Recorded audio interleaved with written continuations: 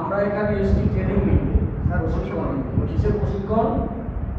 হজের প্রশিক্ষণ। তো আমরা রাসূলুল্লাহ সাল্লাল্লাহু আলাইহি ওয়াসাল্লাম বলেছেন আল হাজ্জুল মাবরুরু লাইসা লাহু জাযাউন ইল্লাল জান্নাহ। রাসূলুল্লাহ সাল্লাল্লাহু আলাইহি ওয়াসাল্লাম বলেছেন মাবরুর হজের প্রতিদান একমাত্র জান্নাত। মাবরুর হজের প্রতিদান আর কিছু নয়, একমাত্র জান্নাত।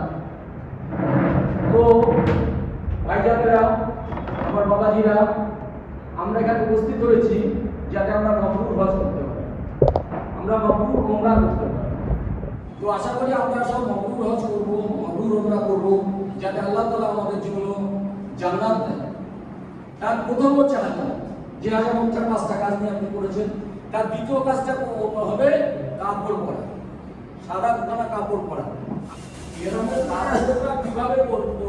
দেখুন, আমাদের পুরুষদের বলছি, আমাদের পুরুষদের আমরা শুধু একটা লুঙ্গি পরে থাকবো যখন এরকম যাবো, আর আমরা কিছু করবো।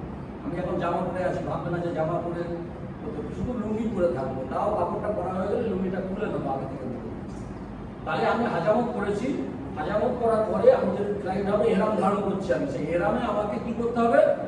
প্রথমে সাদা থান একটা করতে হবে, একটা গায়ে দিতে হবে, যেটাকে আমরা মূলত এহরাম বলে থাকি। কিন্তু এহরামটা শুধু সাদা কাপড় নিয়ে এহরাম নয়, এহরামটা হচ্ছে 6টা জিনিস নিয়ে এহরাম। এবং এহরামের বাধ্যবাধকতা, এহরামের নিয়ম কানুন, অন্তত 10টা নিয়ম কানুন মানতে হয়। তার কারণ হজ এবং উমরা এহরামটাই হচ্ছে সব থেকে কঠিন।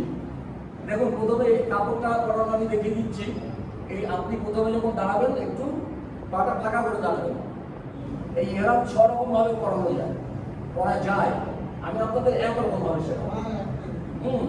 যে একরকম ভাবে যেটা শেখাবো কোনটা সব থেকে সহজ। আমি কিভাবে কাপড় নিয়েছি দেখে নিয়েছেন। ডান দিকে পুরো কাপড়টা থাকবে, বাঁ দিকে কাপড়টা থাকবে না, বেশি অল্প আর একটু রাখলেও হয়, থাকবে। তাহলে আপনি টাকলুর উপরে তুলে নেবেন প্রথমেই, তাহলে ভালো হবে। প্রথমে টাকলুর উপরে তুলে নেবেন, নিয়ে এখানে দিয়ে বুঝে দিলেন। হ্যাঁ, এখানে বুঝে দিলেন। এই কাপড়টাকে আপনি 3 ভাঁজ বা 2 ভাঁজ করবেন। যারা একটু মোটা মানুষ 2 ভাঁজ করলে হবে, যারা হালকা আছে তারা এটাকে 3 ভাঁজ করবেন। এইভাবে গেল 3 ভাঁজ, এই 2 আর এই 2। এবার আস্তে আস্তে আপনি এই দিবেন, দিয়ে একটু এইটা মুড়ে আপনি নাভির উপরে রাখবেন। আর নিচটা আপনার থাকবে কোথায়? টাকলুর উপরে নিচটা থাকবে, ঠিক তো? তো আপনি এইভাবে না, এটা খুলবে কি? আপনার নাতি যদি ঝুলে পড়ে তাও খুলবে না, সমস্যা নেই। এটাকে আপনি এই পায়জামা রয়েছে বলে বোঝা যাচ্ছে না, টাকলুর উপরে থাকবে। হ্যাঁ, এরকমটা পড়া হয়ে গেল, কাপড়টা পরা হয়ে গেল। নিচেরটা, উপরেরটা আপনি এইভাবে শুধুমাত্র গায়ে নেবেন, মাথায় কিন্তু টুপি আপনি দেবেন না।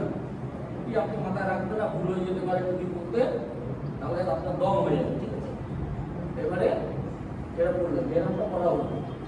নিচেরটা পড়া শিখে নেবেন, শেখানো না। 3 নম্বর কাজ হচ্ছে সুন্নতুল ইহরামের 2 রাকাত নামাজ, যেটা সবাই বলেছে। এই সুন্নতুল ইহরামের নামাজ 2 রাকাত পড়বেন। প্রথম রাকাতে দেবেন সূরা কাফিরুন, দ্বিতীয় রাকাতে সূরা ইখলাস। 2 রাকাত নামাজ যখনই পড়লেন, তখন নামাজ পড়ার সঙ্গে সঙ্গে আপনি নামাজ যখন পড়বেন মাথায় কাপড়টা দেবেন, টুপি রাখবেন।